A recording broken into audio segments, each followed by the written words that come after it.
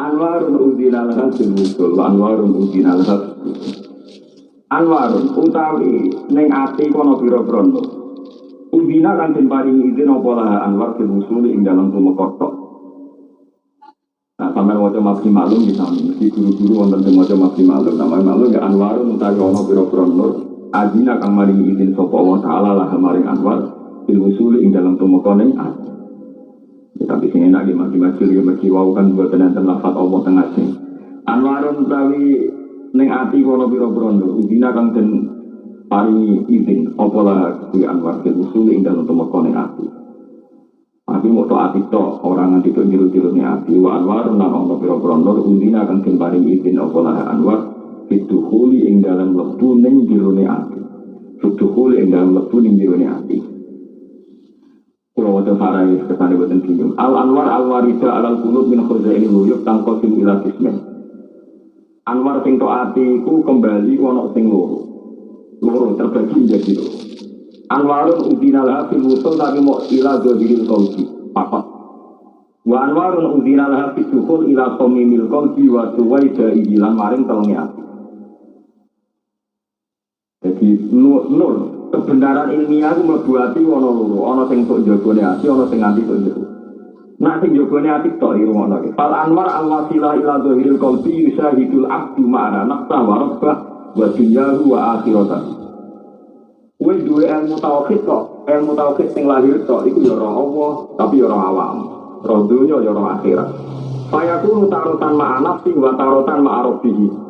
Kadang ya demi awake dhewe, kadang demi pangeran, kadang demi dunia, kadang demi akhirat. Wataknya tidak stabil, wataknya tidak apa? Stabil. Jadi kadang mikir awake dhewe, kadang mikir agama. Macam-macam, pokoknya kurang canggih. Ya, sing bener iku wal anwar ad-dakhilah ila samimil qalbi wa suwaidaihi. La yadru fiha ila wujudi azza wa jalla. Falidhalika la yuhibbu siwahu wa la ya'budu illa iya, jadi nur itu nak hati tenang, tertolongi hati, anaknya mau nyekseni Allah. Orang bakal tenang liane. Jadi ini rumah nabi misalnya tenang. Ini rumah tenang. Pulau misalnya di duit sak juta, terus tak kena rugi. Nak makom pulau makom zuhur, makom zuhur. Anwar sing tok hati tapi rontok jerone hati. Tok hati tapi rontok jerone hati. Terus ngomong, aku sedekah ning gone rugi lillahi ta'ala. Aku sedekah ning rugen lillahi ta'ala. Duitku sing tak kena rugen iku lillahi ta'ala. Iku berarti ana sirike, mergo muni duitku. Ngono iki, mulane dari hikam iku masalah kek muni ngene. Amilna lillah, aku ngamal krana Allah berarti ana kowe. Kowe nglakoni ngamal. Sing ngamalan mbok sumbangno mbok kena Allah demi Allah. Berarti ana rivalitas ana kowe. Ana. Terus ana rasa milik. Duitku tak kena rugen demi Allah, berarti aku ngerasa duit tak kena rugen demi hukumnya. Tapi kan rodo ono keliru nih muni duitku. Nah iku yo bener, muni iku jenenge nur, ya muni jenenge nur. Tapi ijek roh awake, mulane jek ngerasa iki duitku, iki salatku, iki pacaku. Mulane tarotan ma'a nafsi wa tarotan ma'a rabbi. Lah tapi nak nur wis tok jerone ati oleh muni gak ngono. Iki duit Allah. Tak kena ya sesuai perintahnya. Aku sholat, itu ya hidayah ke Allah. Tak sholat ya demi Allah. Lalu cara Rasulullah Taufik minallah wa ilallah wa fillah. Paham itu maksud? Lalu anwar sing wis mlebu ning jerone ati wa suwaida wa alam yarubama wa tatalukal. Assalamualaikum warahmatullahi wabarakatuh. A'udzu billahi minasyaitonir rajim. Bismillahirrahmanirrahim. Alhamdulillahirabbil alamin. Allahumma shalli wa sallim ala sayyidina Muhammad wa ala ali sayyidina Muhammad. Qala Rasulullah sallallahu alaihi wasallam, naddarallahu mar'an sami'a minna haditsan fahfidhahu hatta yuballighahu ghairahu. Semoga Allah subhanahu wa ta'ala menjadikan orang-orang yang mau mendengarkan hadis, mau mempelajari hadis, lalu mau menyebarkannya kepada orang lain. Allah jadikan wajahnya berseri-seri baik di dunia maupun di akhirat. Allahumma amin. Semoga Allah Subhanahu wa taala menjadikan orang-orang yang mau menonton video ini, mau men-subscribe channel ini, lalu mau men-share-nya kepada orang lain, Allah jadikan orang-orang yang bahagia baik di dunia maupun di akhirat bersama Rasulullah sallallahu alaihi wasallam. Allahumma amin. Kaum muslimin rahimakumullah, khususnya para muhibbin Gus Baha yang saya cintai, marilah kita sama-sama melanjutkan ngaji bareng Gus Baha kitab Hikam Hikmah ke 206. Bagi para muhibbin yang mau mendengarkan ceramah Gus Baha secara langsung, maka linknya sudah saya sertakan pada deskripsi video ini. Sekarang kita baca dulu hikmah kitab Hikam Hikmah yang ke-206. Anwarun udzina laha fil wusuli wa anwarun udzina laha fid dukhuli. Ada cahaya-cahaya yang diizinkan sampai ke hati dan ada cahaya-cahaya yang diizinkan masuk ke dalam hati. Nah, dari sekian banyak penjelasan Gus Baha yang mungkin sebagian muhibbin tadi sudah dengarkan, yang saya garis bawahi adalah contoh yang diberikan oleh Gus Baha tentang orang-orang yang mendapatkan dua cahaya ini. Bagaimana perilaku orang yang mendapatkan cahaya hanya di bagian luar hati saja. Ibarat hati ini, tentu hati bermakna rohani, cahaya itu hanya sampai sini, tes tidak masuk. Itu orang yang pertama. Tetapi ada cahaya yang masuk ke dalam hati, jadi cahaya tembus ke dalam hati, ya kan, masuk. Nah, itu gimana? Nah, Gus Baha itu mencontohkan kira-kira begini. Misalnya dalam kasus sedekah, ada orang bersedekah, dia berkeyakinan dan berkata, ini uang saya sedekahkan untuk masjid Allah Subhanahu wa taala misalnya. Nah, kalau seseorang masih berkata dan berkeyakinan seperti itu, maka ini orang tandanya dapat anwar, cahaya dari Allah, cuman cahayanya belum masuk ke dalam hati, hanya baru menempel di hati bagian luar. Kenapa demikian? Karena ketika dia bersedekah, dia masih beranggapan bahwa uangnya uang dia, padahal uang Allah. Ya enggak? Ya, jadi masih ada dia dan ada Allah. Jadi ada rivalitas, masih ada dua wujud, dua kepentingan. Satu kepentingan diri kita, kedua kepentingan Allah. Itu contoh yang pertama. Nah, kalau orang yang kedua, dia akan berkata, ini uang Allah, dari Allah, kemudian saya sedekahkan untuk masjid Allah. Jadi uangnya dari Allah disedekahkan dengan cara Allah dan ujungnya juga kepada ridho Allah. Jadi dari Allah dengan hukum Allah kepada Allah. Jelas ya? Nah, pada tipe orang yang seperti ini, jadi dia bergerak untuk bersedekah semata-mata digerakkan oleh hukum Allah, oleh Allah Subhanahu wa taala. Tidak ada rivalitas lagi. Yang dia lihat semata-mata hanya Allah Subhanahu wa taala. Itu contoh kasus sedekah yang katakanlah ghairu mahdoh. Nah, misalnya pada kasus sholat, misalnya saya sholat karena saya pingin sholat, misalnya, itu kan saya lagi, kemudian saya laksanakan untuk mencari ridho Allah. Ini masih contoh orang yang dapat hidayah, cahayanya masih hanya di kulit hati saja, di bagian luar hati saja. Apa benar? Benar. Cuman perlu ditingkatkan lagi, dia sholat semata-mata karena Allah Subhanahu wa taala yang menyuruh dia dengan cara yang diajarkan Rasulullah SAW dan ujungnya mencari ridho Allah Subhanahu wa taala. Jadi gampang ya. Itu penjelasan Gus Baha seperti itu, membuat kita mudah. Kita kembali lagi. Anwarun udzina laha fil wusul wa anwarun udzina laha fid dukhul. Nah, jadi ini maksudnya begini, warid itu sesuatu yang datang dari Allah Subhanahu wa Ta'ala ke dalam hati kita, ke dalam diri kita.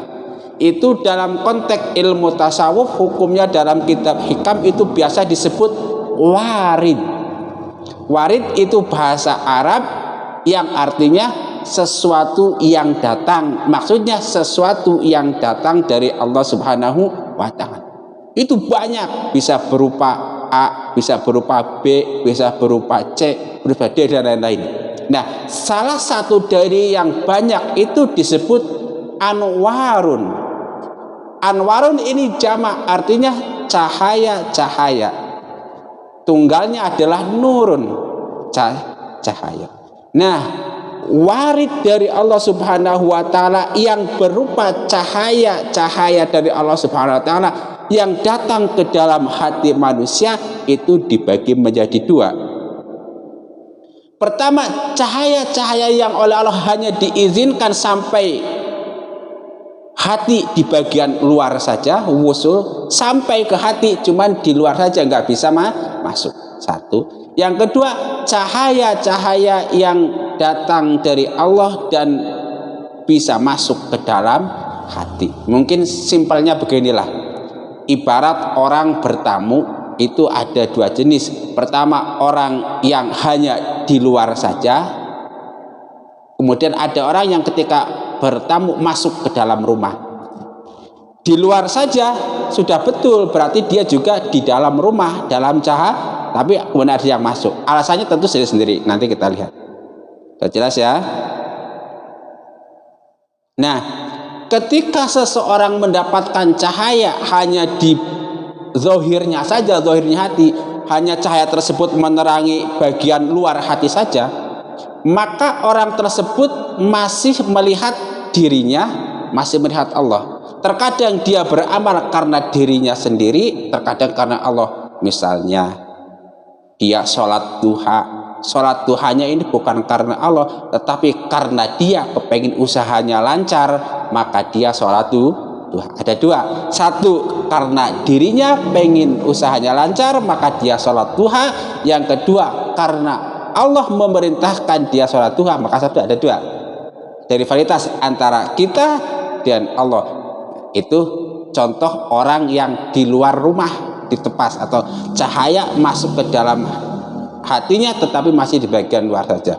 Nah, kalau orang yang cahayanya masuk ke dalam dirinya, maka dia sholat duha, ya sholat saja, karena diperintahkan Allah untuk sholat duha, ya sholat. Tujuannya mencari ridho Allah, nggak ada istilah embel-embel untuk supaya usaha lancar dan lain-lain dan lain-lain. Ya, jelas ya. Jadi simpel saja, cahaya ada dua, ada cahaya yang masuk ke dalam hati, ada cahaya yang nempel di luar hati. Nah, kayak begitu. Nah, cahaya yang mantap itu gimana? Cahaya yang masuk ke dalam hati. Nah, cahaya-cahaya ini, kalau Anda membaca kitab Syarah Hikam ini, Iqadul Himam, itu dikatakan bahwa yang dimaksud cahaya yang pertama itu cahaya yang nempel di hati saja, itu adalah cahaya iman. Sementara cahaya yang masuk ke dalam hati itu adalah cahaya ihsan. Nah, lalu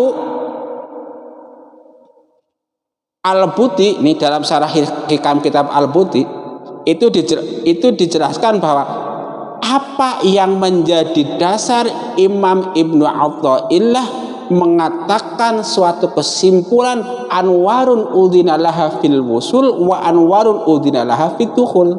Maka dasarnya minimal ada dua. Yang pertama, sebuah hadis Nabi, an-nuru idza dakhalal qalba in fasaha wa syaraha. Qila fahallahu min alamatin ya Rasulullah? Qala na'am. At-tajafi an daril hurul wal inabatu ila daril khulud wa tazawwadu li suknal kubur wa ta'ahhubu li yaumin nusyur. Nah, Rasulullah ditanya, Ketika cahaya masuk ke dalam hati, maka hati tersebut akan menjadi lapang dan terang, terbuka. Rasul ditanya, apakah ada tanda-tandanya seorang hati itu mendapatkan cahaya dari Allah Subhanahu wa taala? Ada. Yang pertama kata beliau, merenggangkan dari rumah yang menipu, maksudnya dunia yang menipu. Kemudian fokus kepada dunia yang kekal, yaitu akhirat. Yang ketiga, mempersiapkan diri untuk alam kubur. Dan yang keempat, bersiap untuk hari kebangkitan. Itu dasar yang pertama hadis Nabi. Nah, hadis-hadis ini an-nuru idza dakhalal qalba in fasaha wal syaraha, dengan redaksi yang sedikit berbeda, banyak dikutip oleh imam-imam ahli tafsir. Anda bisa mengecek di tafsir Tabari misalnya, atau di tafsir Qurtubi, bisa di tafsir lainnya. Itu banyak hadis ini, cuma redaksi memang beda sedikit. Cuman intinya lafal maknanya itu sama. Itu dasar yang pertama hadis Nabi. Kemudian dasar yang kedua adalah firman Allah, "Famay yuridillahu ayyahdiyahu yashrah sadrahu lil Islam." Barang siapa yang Allah menghendaki akan memberikan kepadanya petunjuk, niscaya dia melapangkan dadanya untuk memeluk agama Islam. Surat Al-An'am ayat 125. Nah, sudah jelas. Nah, hadis Nabi ini juga bisa Anda baca dalam syarah hikam Iqadhul Himam ini, ya kan? Atau dalam kitab-kitab yang lain banyak. Sudah searching tadi saya. Nah, gitu dah. Kembali kepada awal, bahwa inti dari ini itu mengatakan bahwa ada cahaya-cahaya yang diizinkan hanya nempel di bagian luar hati seseorang. Kemudian ada cahaya-cahaya yang diizinkan oleh masuk ke dalam hati seseorang. Lalu pertanyaannya, kenapa cahaya pertama hanya diizinkan nempel di hati seseorang saja, dan cahaya yang kedua diperbolehkan masuk? Nanti pada hikmah berikutnya Imam Ibn Athaillah menjelaskan. Nah, sekarang coba saya bacakan apa yang sudah saya bikin ringkasan. Cahaya yang datang dari Allah Subhanahu wa taala kepada hati manusia terbagi menjadi dua. Satu, cahaya yang sampai kepada zahirnya hati saja, dan yang kedua, cahaya yang masuk ke dalam hati. Cahaya yang berada di bagian luar hati membuat seseorang masih melihat dirinya dan melihat Tuhannya, dunianya dan akhiratnya. Terkadang dia bersama dirinya dan terkadang bersama Tuhannya. Terkadang beramal untuk dunianya dan terkadang beramal untuk akhiratnya. Yaitu orang yang hanya mendapatkan cahaya di bagian luar saja, dia itu masih bimbang. Terkadang dia beramal karena dirinya kepengin A, B, C, D dan terusnya. Tapi terkadang dia beramal betul-betul karena Allah. Apakah itu betul? Betul, selama dilaksanakan sesuai dengan syariat Allah. Kemudian yang kedua, cahaya yang berada di dalam hati seseorang membuat seseorang hanya melihat wujudnya Allah Subhanahu wa taala semata. Oleh karena hal tersebut, maka ia tidak mencintai selain hanya mencintai Allah semata, tidak beribadah selain hanya beribadah kepada Allah semata. Ghaisul mawahib. Contoh cahaya yang baru sampai ke hati di bagian luar, uangku yang aku sedekahkan karena Allah Subhanahu wa taala untuk hukumnya Allah Subhanahu wa taala. Cahaya seperti ini sudah benar, tetapi masih ada aku dan Allah, masih merasa uang adalah uangku dan aku berikan demi kepentingan agama Allah Subhanahu wa taala. Contoh cahaya yang telah sampai ke dalam relung hati, ini uang Allah dan aku sedekahkan sesuai perintah Allah Subhanahu wa taala. Cahaya seperti sudah benar, cahaya seperti ini sudah benar karena hanya ada Allah. Ini saya tulis dulu, kurang sekalian ngedit.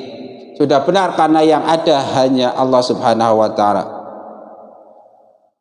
Ini contoh yang diberikan oleh Gus Bahar. Untuk menjelaskan hikmah ini, syarah Iqadhul Himam mengutip sebuah hadis Nabi sallallahu alaihi wasallam, an-nuru idza dakhalal qalba in fasaha wa syaraha. Ila fahallahu min alamatin ya Rasulullah, qala na'am, at-tajafi an daril ghurur wal inabatu ila daril khulud wa tazawwadu lasuknal kubur wa ta'ahhubu liyaumin nusyur. Cahaya apabila masuk ke dalam hati, maka hati tersebut menjadi luas dan lapang. Ditanyakan, apakah ia mempunyai tanda ya Rasulullah? Dijawab, benar, ada, yaitu merenggang dari rumah yang menipu, memilih rumah yang kekal, mempersiapkan diri untuk alam kubur dan bersiap untuk hari kebangkitan. Hadis sejenis juga banyak dikutip para mufassir seperti Imam Tabari ketika menafsirkan surat Al-An'am ayat 125. Faman yuridillahu ayyahdihi yashrah sadrahu lil Islam. Barang siapa yang Allah menghendaki akan memberikan kepadanya petunjuk, niscaya dia melapangkan dadanya untuk memeluk agama Islam. Para muhibbin Gus Baha yang saya cintai, ini yang pengen saya tekankan seperti penjelasan Gus Baha. Itu banyak salah orang memaknai dunia. Nah, dalam mereferensi Islam apapun, kalau ada dunia yang dicaci, kalau ada dunia yang harus ditinggalkan, itu adalah duniawi yang berstatus tercela, bukan duniawi yang berstatus terpuji. Kita bersama Allah bukan berarti kita tidak bersama harta, benda, pangkat, kedudukan yang disebut, tidak. Kita bersama Allah artinya kumpulkan sebanyak mungkin harta benda, capai sebanyak mungkin pangkat, tetapi tetap semuanya lillahi ta'ala, dari Allah, dengan Allah, untuk Allah. Karena apa? Karena banyak orang yang memaknai bahwa karena Allah itu artinya tinggalkan duniawi. Salah. Bukan salah, tetapi itu kebenaran yang 10%. Kebenaran yang masih hanya separuh. Jadi singkatnya beginilah, mungkin kalau nggak, supaya nggak panjang lebar. Dunia itu punya dua status. Ada status yang tercela atau fitnah, ada status yang terpuji atau mazra'atu akhir. Kita sama sekali nggak bisa meninggalkan dunia. Kenapa? Diri kita ini kan duniawi, bos. Ini tubuh kita makhluk. Nah, kalau rohani kita baru, ya kan? Jadi salah besar kalau ada orang nggak kerja, disangkanya dia itu sudah meninggalkan duniawi. Salah besar. Kalau semua orang memaknai duniawi seperti itu, maka Islam akan runtuh. Kok bisa? Iya. Coba, kalau kita nggak mau mengumpulkan harta sebanyak-banyak mungkin, nggak akan lagi ada orang yang berhaji. Kenapa? Haji butuh harta. Kalau nggak ada orang berhaji, syariat Islam meruntuh, satu, itu rukun Islamnya hilang. Nah, kalau nggak ada orang Islam yang mau mengumpulkan banyak harta, nggak akan ada lagi tuh orang yang berzakat Islam. Kenapa? Oh iya, karena untuk zakat harus satu nisab itu minimal, hitung-hitungan sekarang kurang lebih sekitar 80 jutaan lebih, kira-kira kan begitu. Lalu maksudnya gimana? Maksudnya kita kumpulkan dunia sebanyak mungkin, sebab kita mengumpulkan adalah karena diperintah Allah. Cara mengumpulkannya dengan hukum Allah. Tujuan mengumpulkannya untuk mencapai ridho Allah Subhanahu wa ta'ala. Itu maksudnya, bos. Ya kan? Iya. Nah, intinya sekarang kita paham bahwa segala sesuatu yang datang dari Allah ke dalam hati manusia itu dalam konteks kitab hikam biasa disebut warid, ya kan? Dari sekian banyak warid, salah satunya itu disebut nur atau anwar atau cahaya. Nah, cahaya ini yang datang ke hati manusia terbagi menjadi dua. Ada cahaya yang hanya menerangi lahirnya saja, menempel di bagian luar hati manusia, dan yang kedua ada cahaya-cahaya yang menembus ke dalam batin manusia, ke dalam relung hati manusia. Lalu apa sebabnya? Nanti kita cek penjelasan Gus Baha pada hikmah berikutnya. Mudah-mudahan bermanfaat. Jangan lupa untuk men-like, subscribe channel ini agar kita sama-sama terus bisa ngaji bareng kepada Al-Mukarram guru kita bersama Gus Baha. Rabbana taqabbal minna innaka antas samiul alim wa tub alaina innaka antat tawwabur rahim. Subhanakallahumma wa bihamdika asyhadu an la ilaha illa anta astaghfiruka wa atubu ilaik. Wal afa minkum. Wassalamu alaikum warahmatullahi wabarakatuh.